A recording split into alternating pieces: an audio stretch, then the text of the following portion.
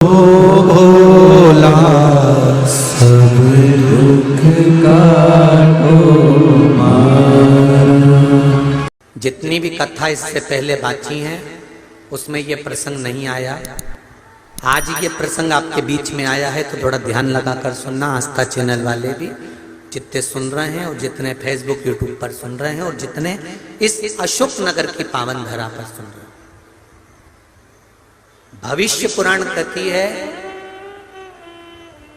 पांव के अंगूठे का नख जब भी काटो उसको काटते समय कोई देखे ना, और दूसरा उसको कहां फेंका गया है उसका स्मरण परिवार के व्यक्ति को नहीं होना चाहिए।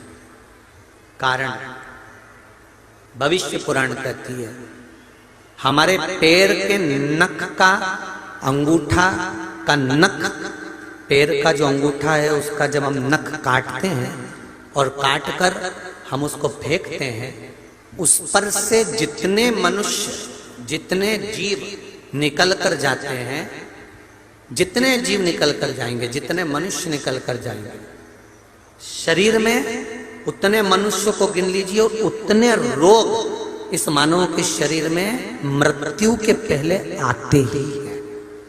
ये निश्चित है, भविष्य पुराण के अंतर्गत लिखा। कई लोगों को बड़ा शौक रहता है पांव के नख काटने का, या माताएं तो हमेशा लगी रहती 24 घंटा वाई घसने में है। तो निवेदन है कि आप पांव के नख काटो, मना नहीं है, पर उस पांव का नख अगर कटा हुआ है, अंगूठे का नख अगर कटा हुआ है, उस अंगुष्ठ के कटे हुए नख को तुम कहीं गटर में, नाली में, कहीं किसी ऐसी जगह पटको जिस पर किसी का चरण ना आकर पड़े। जितना अगर कोई बच्चा, कोई बूढ़ा, कोई व्यक्ति उस नख पे से निकल कर जाएगा, उतना शरीर में मरने से पहले जितने लोग लांग कर गए हैं उतना शरीर में रोग आएगा। ये निश्चित है। उस रोग को काटने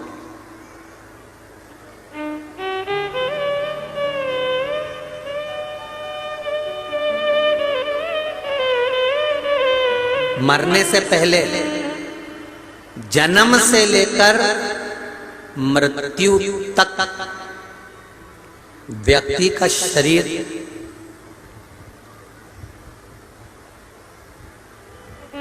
हर 10 वर्ष में बदल जाता है।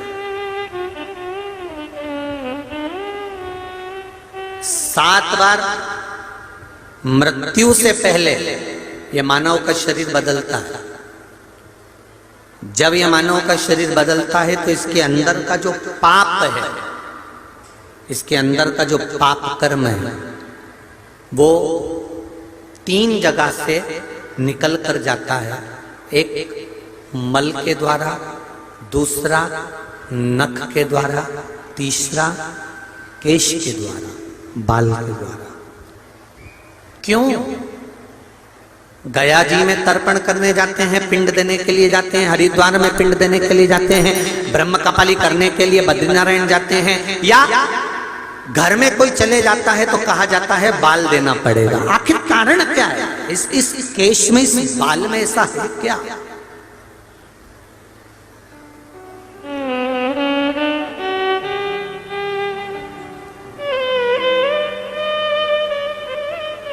नखून काटोगे तो दर्द नहीं होगा, चमड़ी के पास से काटोगे तो चमड़ी में दर्द होगा, पर नखून बड़ा है उसको काट कर देखना, दर्द नहीं होगा।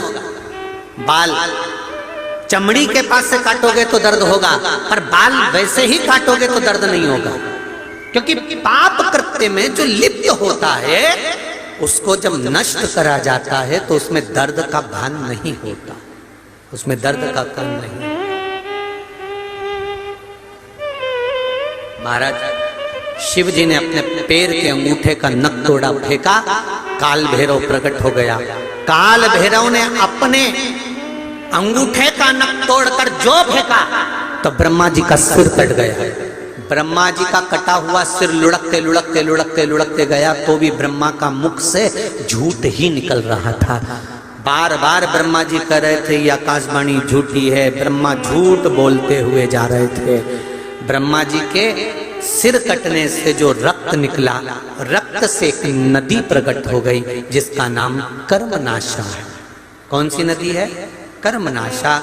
इलाहाबाद से काशी के बीच में, ये लखनऊ आदि के पास में से होती हुई कर्मनाशा नदी बहती है। यूपी गवर्नमेंट ने, उत्तर प्रदेश सरकार ने इस नदी के चारों तरफ बड़े बड़े बोर्ड लगा कर रखे हैं, ये कर्मनाशा नदी है, इसमें हाथ मत धोना, ये कर्मनाशा नदी है, इसमें नहाना नहीं। भारत की भूमि पर केवल एक नदी है कर्मनाशा, जिसमें कुत्ता भी पानी नहीं पीता, कोई पक्षी अपनी चोंच नहीं डालता। केवल कर्मनाशा ऐसी नदी है जिसमें कोई जीव जाना नहीं चाहता, क्योंकि ये ब्रह्मा जी के रक्त से बनी है।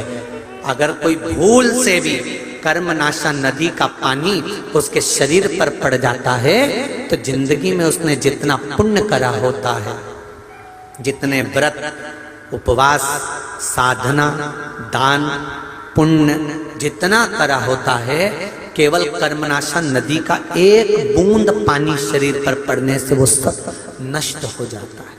कर्मनाशा ब्रह्मा जी के रक्त से बन गई। ब्रह्मा जी ने झूठ बोलना बंद नहीं किया, तब भगवान विष्णु ने आकर ब्रह्मा को चुप करा और भगवान शंकर की आराधना करी। हे शिव कृपा करिए, भोलेनाथ कृपा करिए। शिव जी ने पूछा क्या हुआ नारायण? नारायण कहते हैं आप ब्रह्मा जी को क्षमा कर दो, ब्रह्मा जी को क्षमा करो। भगवान शंकर ने ब्रह्मा जी को क्षमा तो कर दिया, पर भगवान विष्णु ने कहा ये ब्रह्मा जी का जो सिर कटा है, लुढ़क कर गया है, झूठ बोलने वाला ये सिर जो लुढ़क कर गया है, इस सिर का कुछ कर दो, क्योंकि ये संसार में पड़ा रहेगा, लोग इससे नफरत करेंगे, आप कुछ कृपा करिए। शंकर भगवान ने कहा भगवान नारायण आप कह रहे हो तो मैं वर देता हूं, ब्रह्मा जी का ये सिर बट वृक्ष बनेगा, बड़ का पेड़ बनेगा। इस बट वृक्ष के नीचे किसी देवता की पूजन भले नहीं होगी, पर मैं इस बट वृक्ष के नीचे विराजमान होऊंगा और मेरा नाम बटकेश्वर महादेव होगा। मेरा नाम बटकेश्वर महादेव। सुनो ब्रह्मा जी, मैंने तुम्हारे सिर को सही कर दिया, बड़ का पेड़ बना दिया, अब आप संसार के लोगों के लिए कुछ वर प्रदान करो जिससे जीवों का कल्याण हो। जीवों का कल्याण। आज अगर यादव परिवार कथा करवा रहा है,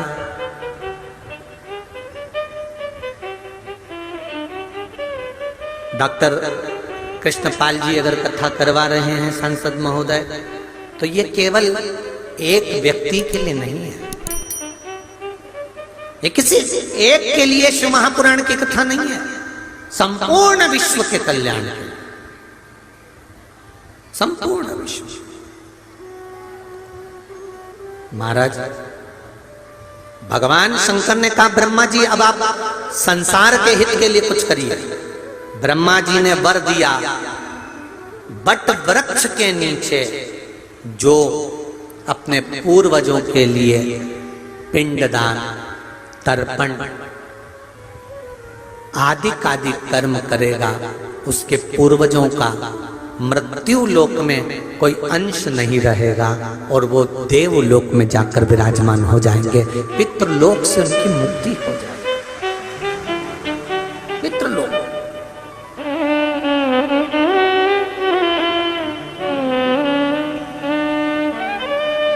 दुनिया का सबसे सुंदर लोक है पितृलोक। जितना बैकुंठ सुंदर है, जितना गौलोक धाम सुंदर है, उससे भी ज्यादा सुंदर है पितृलोक, जहां पर हमारे पूर्वज हमारे पितृ रहते हैं। सबसे सुंदर।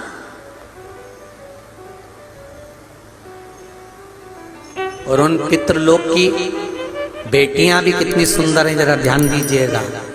पितृलोक की 3 बेटियां हैं पितरों की। पहले नंबर पर मैना, पार्वती जी की माँ। दूसरे नंबर पर सुनैना, माता जानकी की माँ। तीसरे नंबर पर कीर्ति, राधा जी की माँ। ये पितरों की बेटियां हैं। जिस पितृलोक में इतनी सुंदरता है, शिव महापुराण की कथा कहती है बैकुंठ धाम से भी लाख गुना सुंदर है पितृलोक, जहां पितृ रहते हैं, जहां पितृ निवास करते हैं।